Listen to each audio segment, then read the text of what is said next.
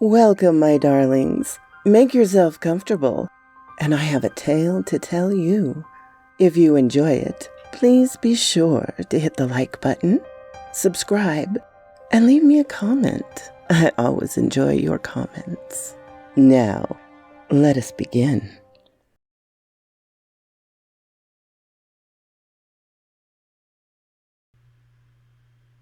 The Adventures of the Sussex Vampire by Arthur Conan Doyle.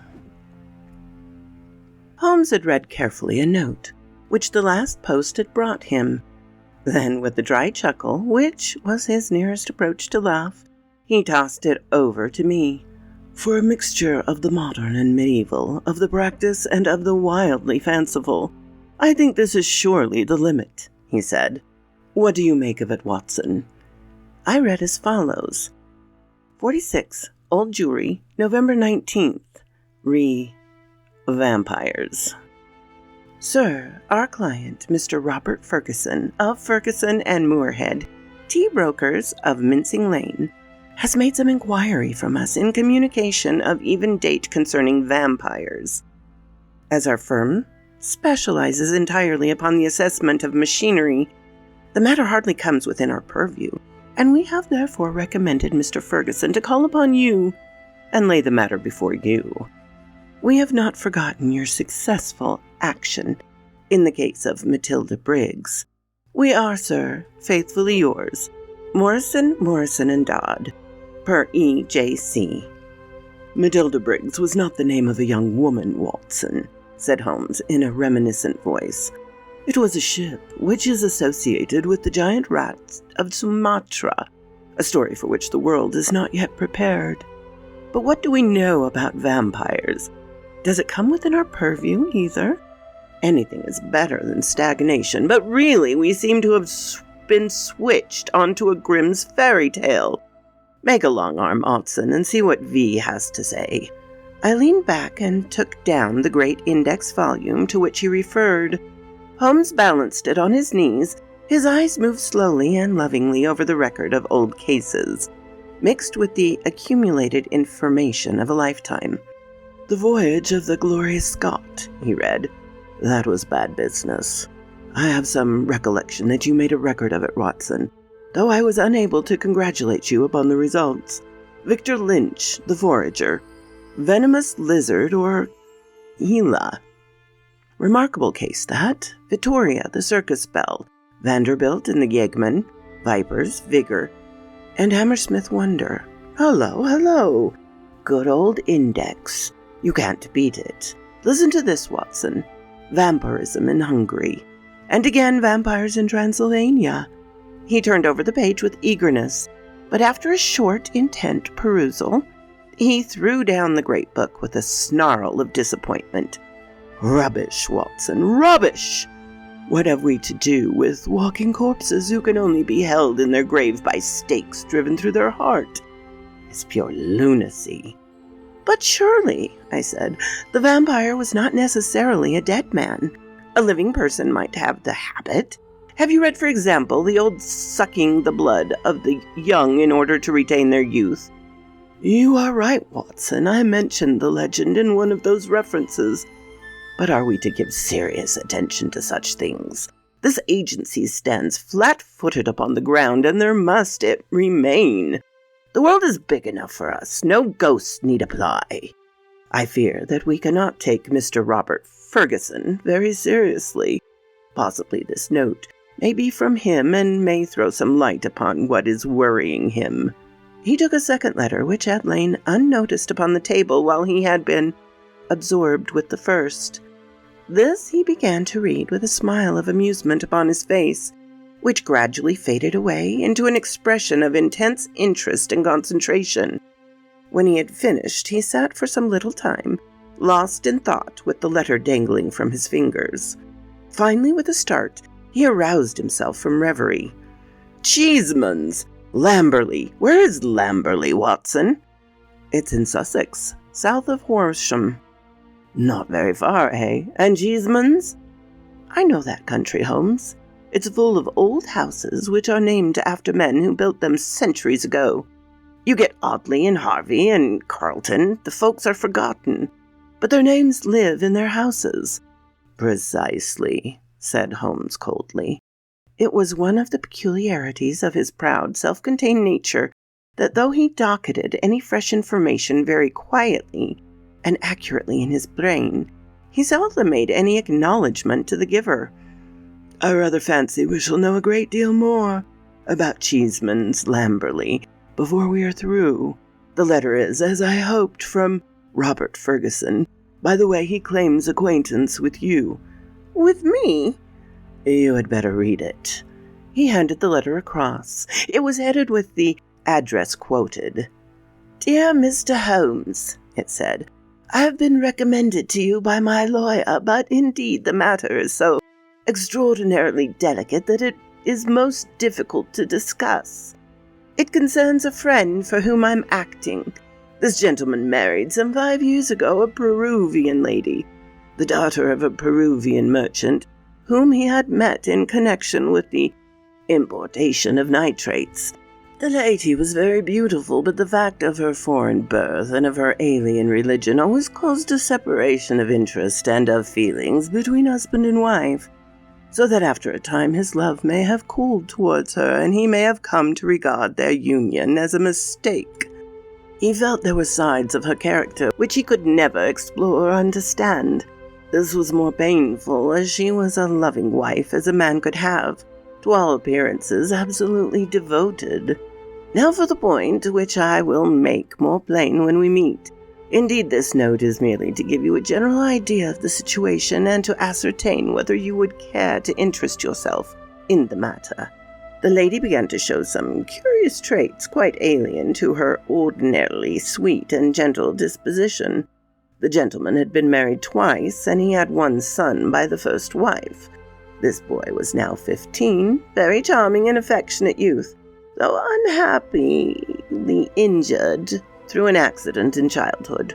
Twice the wife was caught in the act of assaulting this poor lad in the most unprovoked way. Once she struck him with a stick and left a great well on his arm.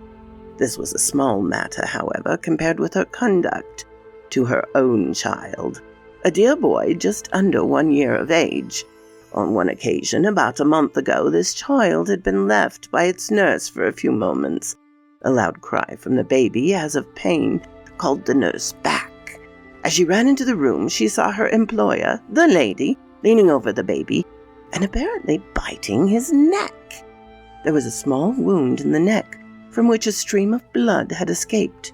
The nurse was so horrified that she wished to call the husband, but the lady implored her not to do so and eventually gave her £5 as a price for her silence.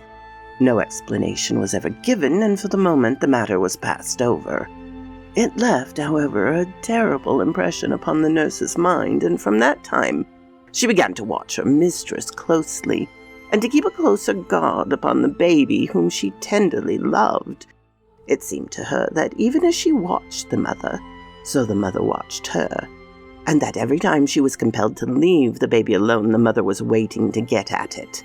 Day and night the nurse covered the child, and day and night the silent, watchful mother seemed to be lying in wait, as a wolf waits for a lamb. It must read most incredible to you, and yet I beg you to take it seriously, for a child's life and a man's sanity may depend upon it. At last there came one dreadful day when the facts could no longer be concealed from the husband. The nurse's nerve had given way. She could stand the strain no longer, and she made a clean breast of it all to the man. To him it seemed as wild a tale as it may seem to you. He knew his wife to be a loving wife, and save for assaulting upon her stepson, a loving mother. Why then should she wound her own dear little baby? He told the nurse that she was dreaming and that her suspicions were those of a lunatic, and that such libel upon her mistress was not to be tolerated. While they were talking, a sudden cry of pain was heard. Nurse and master rushed together to the nursery. Imagine his feelings, Mr. Holmes, as he saw his wife rise from a kneeling position beside the cot, and saw blood upon the child's exposed neck and upon the sheet. With a cry of horror, he turned his wife's face to the light and saw blood all around her lips. It was she beyond all question, who had drunk the poor baby's blood. So the matter stands. She is now confined to her room. There has been no explanation. The husband is half demented, he knows, and I know little of vampirism beyond the name. We had thought it was some wild tale of foreign parts, and yet, here in the very heart of English Sussex, well, all this can be discussed with you in the morning. Will you see me? Will you use your great powers in aiding a distracted man? If so, kindly wire to Ferguson, Cheeseman, Lamberley, and I will be at your room by 10 o'clock. Yours faithfully, Robert Ferguson. P.S. I believe your friend Watson played rugby for Blackheath when I was 3/4 for Richmond. It is only personal introduction which I can give. Of course I remember him, I said as I laid down the letter. Big Bob Ferguson, the finest 3/4 Richmond ever had. He was always a good-natured chap. I liked him to be so concerned over a friend's case. Holmes looked at me thoughtfully and shook his head. You'll never get your limits, Watson, he said. There are unexplored possibilities about you. Take a wire down like a good fellow. We'll examine your case with pleasure. Your case? We must not let him think that this agency is a home for the weak-minded. Of course it is his case. Send him that wire and let the matter rest till morning. Promptly at 10 o'clock the next morning, Ferguson strode into our room. I had remembered him as a long, slab-sided man with loose limbs and a fine turn of speed which he had carried round many an opposing back. There is surely nothing in life more painful than to meet the wreck of a fine athlete whom one has known in his prime. His great frame had fallen in, his flaxen hair was scanty, and his shoulders were bowed. I fear that I roused corresponding emotions in him. Hello, Watson, he said. His voice was still deep and hearty.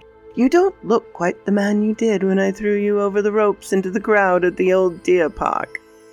I expect I have changed a bit also, but it's this last day or two that has aged me.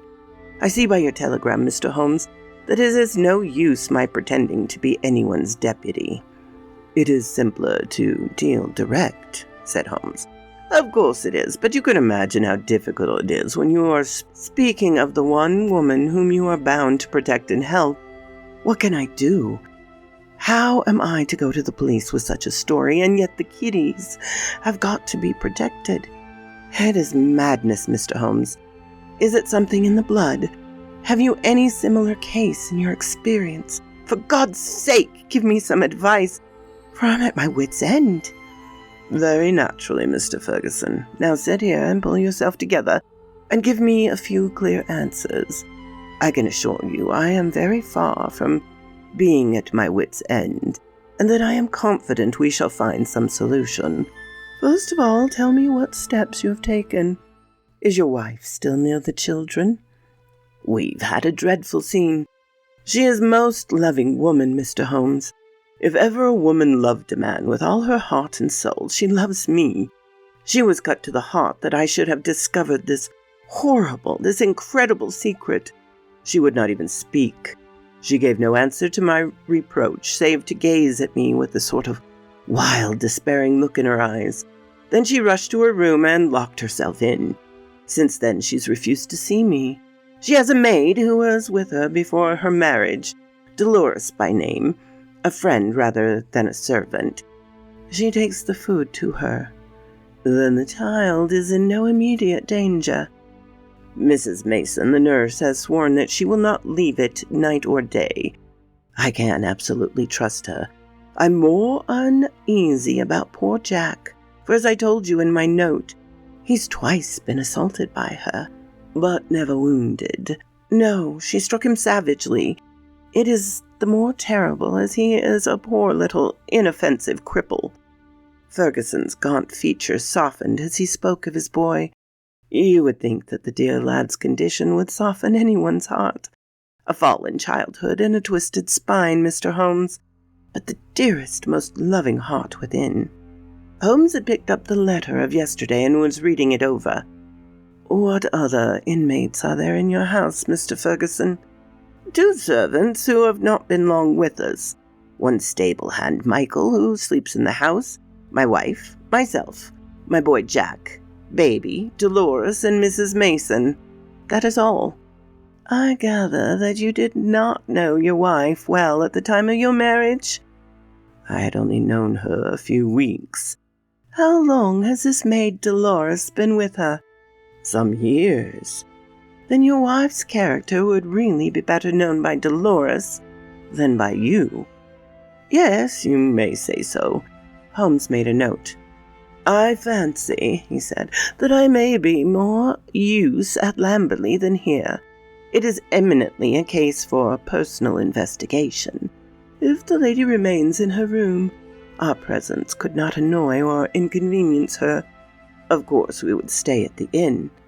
Ferguson gave a gesture of relief. "It is what I hoped, Mr. Holmes. Is there any excellent train at 2 from Victoria if you would come?" "Of course we could come.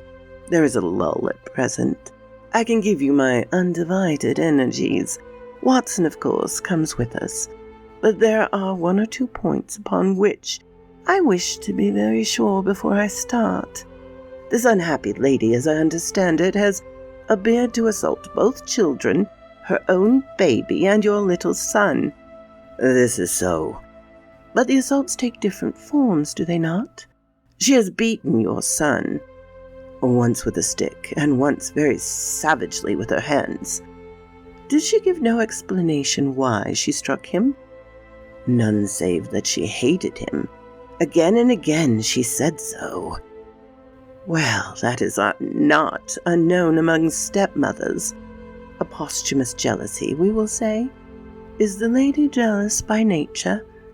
"Yes, she's very jealous. Jealous with all the strength of her fiery tropical love." "But the boy, he is 15, I understand, and probably very well developed in mind, since his body has been circumscribed in action. Did he give you no explanation of these assaults?" "No. He declared there was no reason." "Were they good friends at other times?" "No.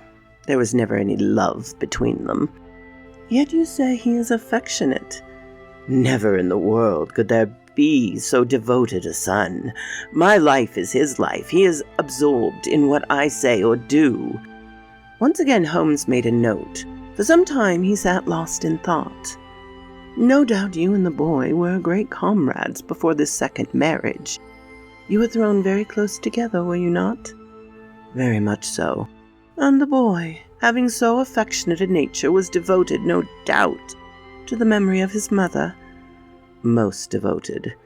"He would certainly seem to be a most interesting lad. There is one point among these assaults. Were these strange attacks upon the baby and the assaults upon your son at the same period?" "In the first case it was so. It was as if some frenzy had seized her, and she had vented her rage upon both. In the second case it was only Jack who suffered. Mrs. Mason had no complaint to make about the baby." That certainly complicates matters." "I don't quite follow you, Mr. Holmes." "Possibly or not, one forms provisional theories and waits for time or fuller knowledge to exploit them.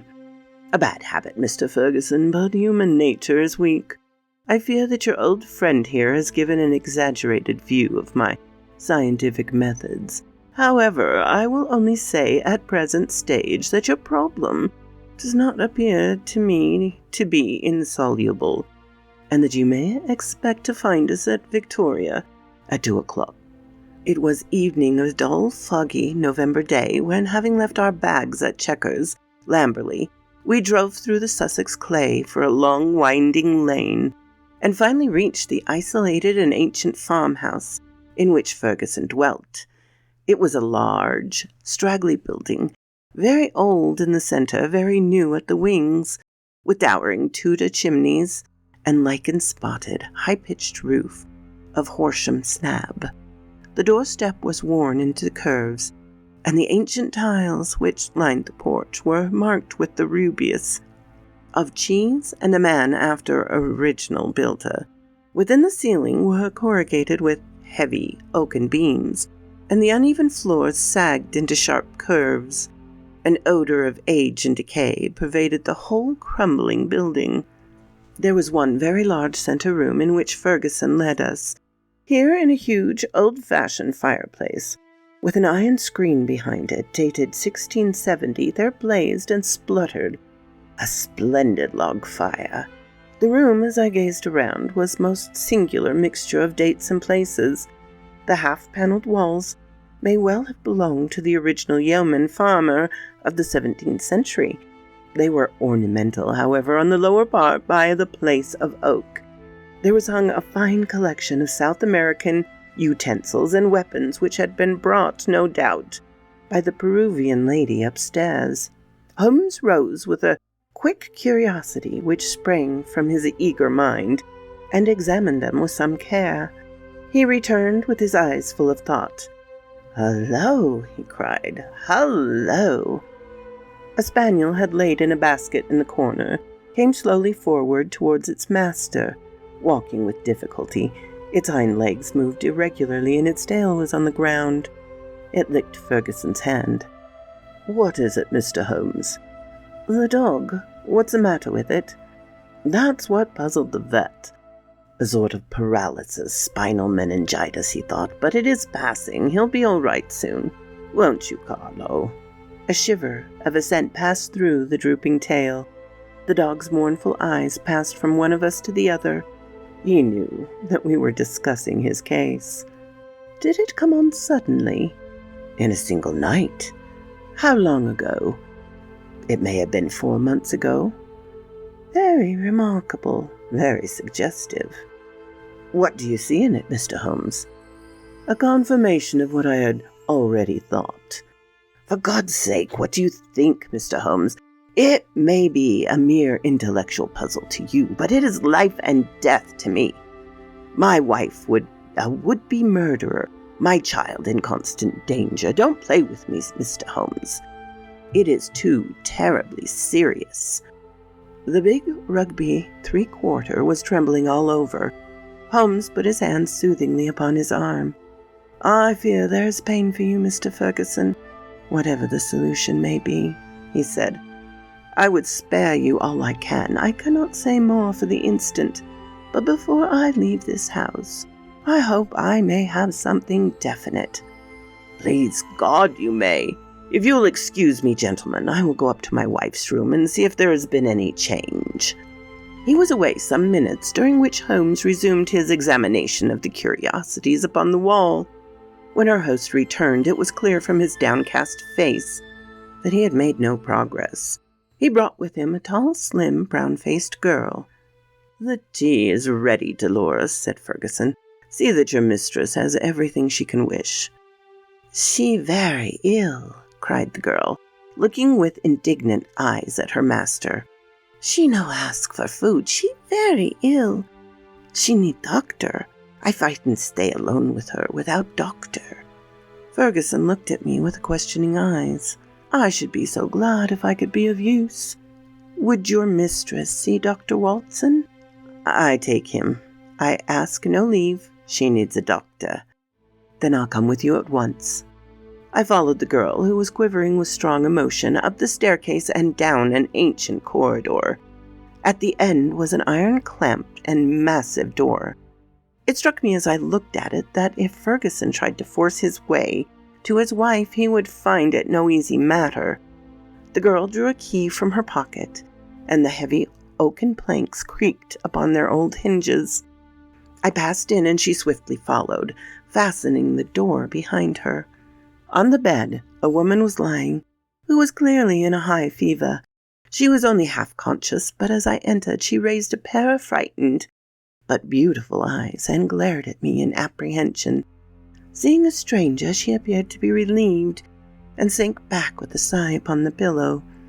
I stepped up to her with a few reassuring words, and she lay still while I took her pulse and temperature.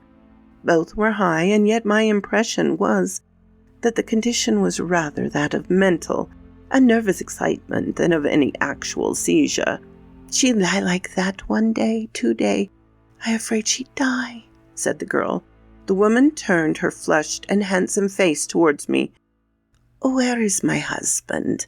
He is below and would wish to see you. I will not see him. I will not see him. Then she seemed to wander off into delirium. A fiend! A fiend! Oh, what shall I do with this devil? Can I help in any way? No, no one can help. It is finished. All is destroyed. What do I will? All is destroyed. The woman must have some strange delusion. I could not see honest Bob Ferguson in the character of fiend or devil. Madam, I said, your husband loves you dearly. He is deeply grieved at this happening. Again she turned on me those glorious eyes. He loves me, yes, but I do not love him. I do not love him even to sacrifice myself rather than break his dear heart. That is how I love him, and yet he could think of me. He could speak of me so. He is full of grief, but he cannot understand. No, he cannot understand, but he should trust. You will not see him? I suggested. No, no, I cannot forget those terrible words, nor the look upon his face. I will not see him. Go now. You can do nothing for me. Tell him only one thing. I want my child. I have a right to my child. That is the only message I can send him. She turned her face to the wall and would say no more. I returned to the room downstairs where Ferguson and Holmes sat by the fire. Ferguson listened moodily to my account of the interview. How can I send her the child? He said. How do I know what strange impulse might come upon her? How can I ever forget how she rose from beside it with its blood upon her lips? He shuddered at the recollection. The child is safe with Mrs. Mason, and there he must remain.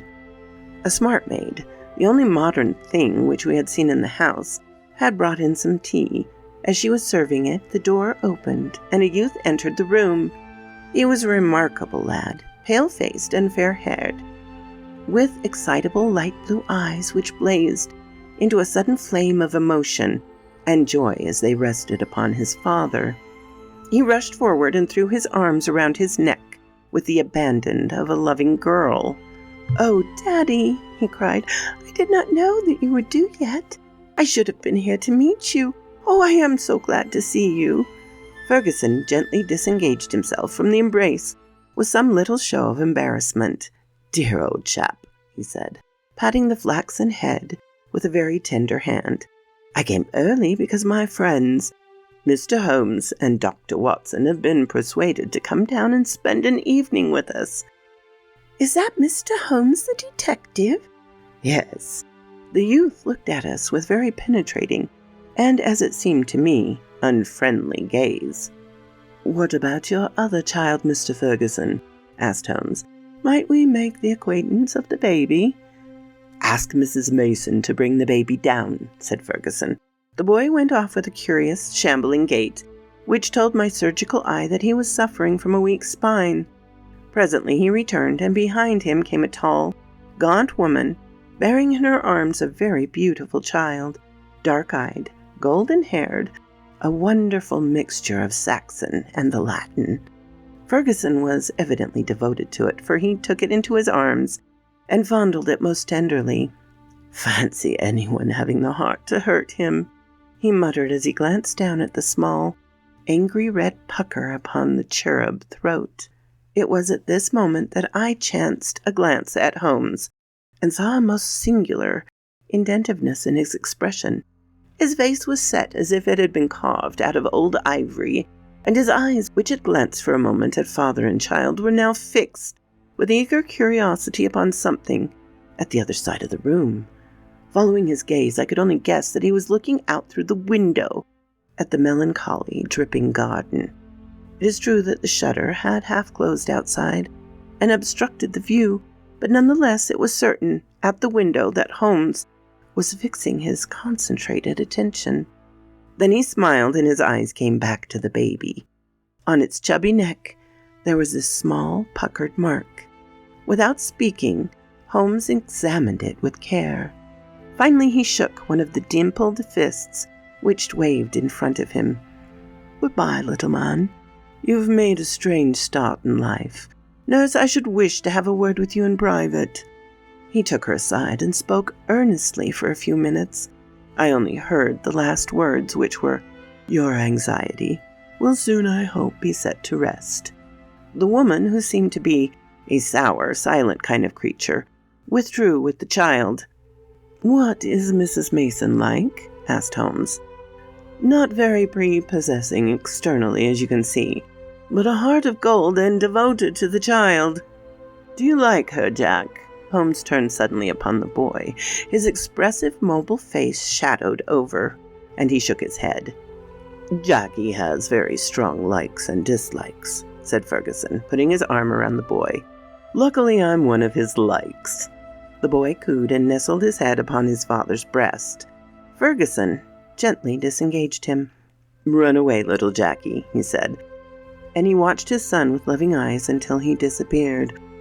"Now, Mr. Holmes," he continued when the boy was gone, "I really feel that I have brought you on a fool's errand. For what can you possibly do save give me your sympathy? I must be an exceedingly delicate and complex affair from your point of view." "It is certainly delicate," said my friend with an amused smile, "but I have not been struck up until now with its complexity.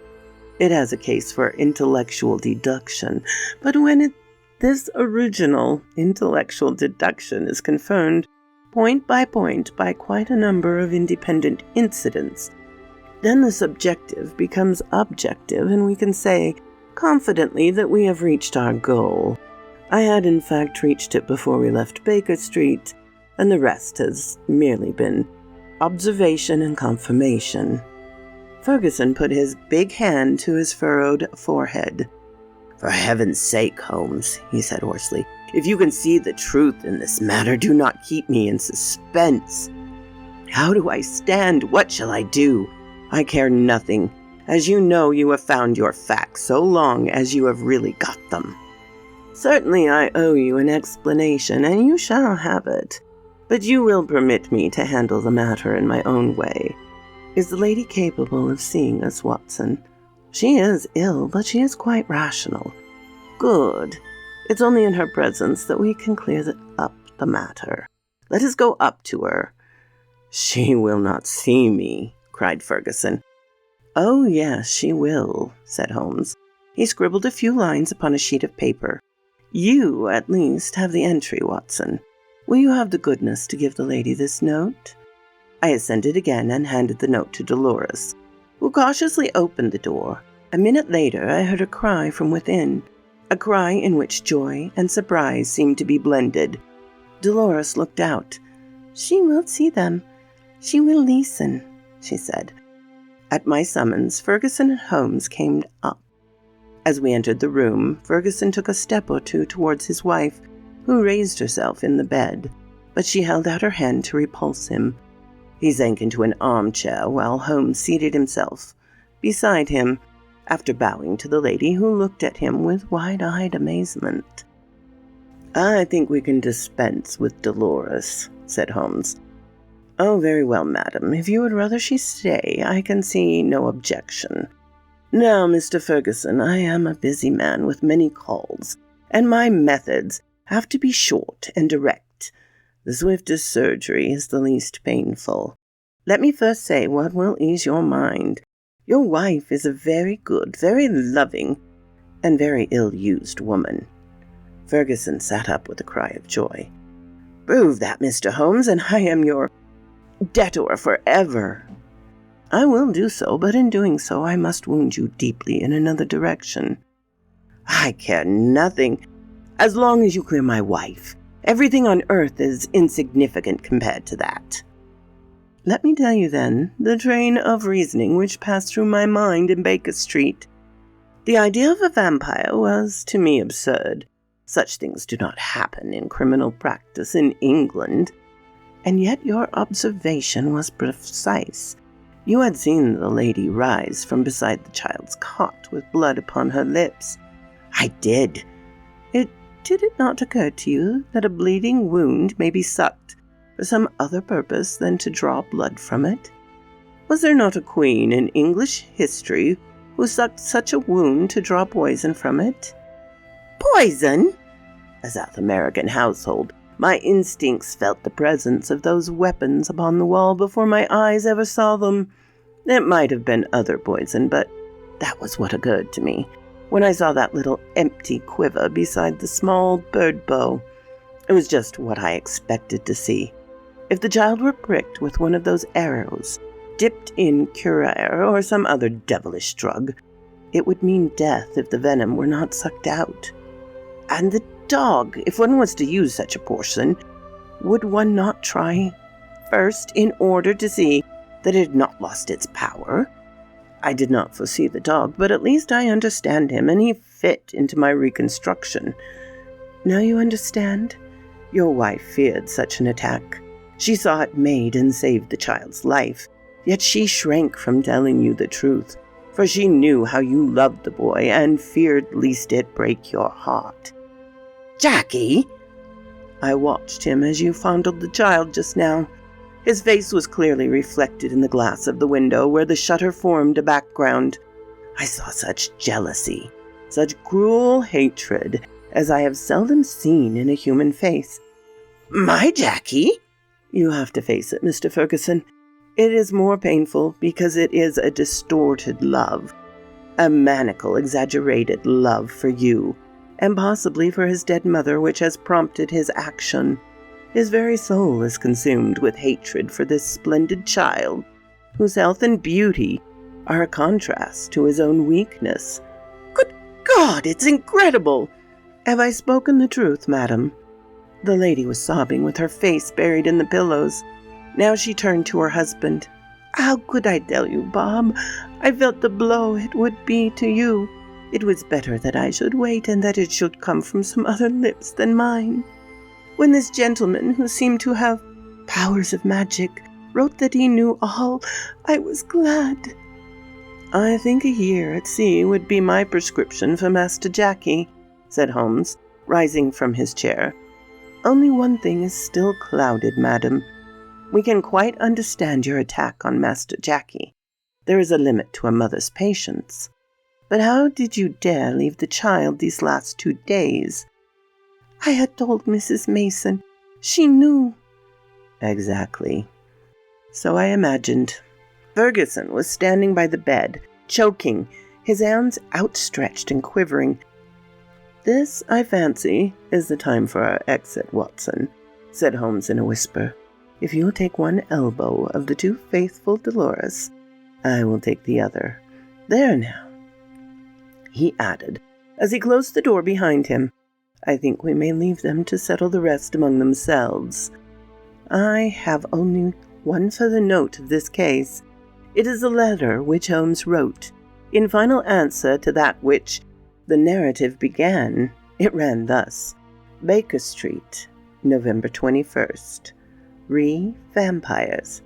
Sir, referring to your letter of the 19th, I beg to state that I have looked into the inquiry of your client, Mr. Robert Ferguson of Ferguson and Muirhead, tea brokers of Mincing Lane, and that the matter has been brought to a satisfactory conclusion. With thanks for your recommendation, I am, sir, faithfully yours, Sherlock Holmes. So quoth this raven. Oh, my darlings, I have loved Sherlock Holmes since I was a small girl, watching Jeremy Brett on Mystery. Anyway, have a wonderful day. What? You're still here after the whole story? I really appreciate that, darlings. Please hit the like button and subscribe if you haven't. And I always love to hear from you. Have a glorious day, my darlings.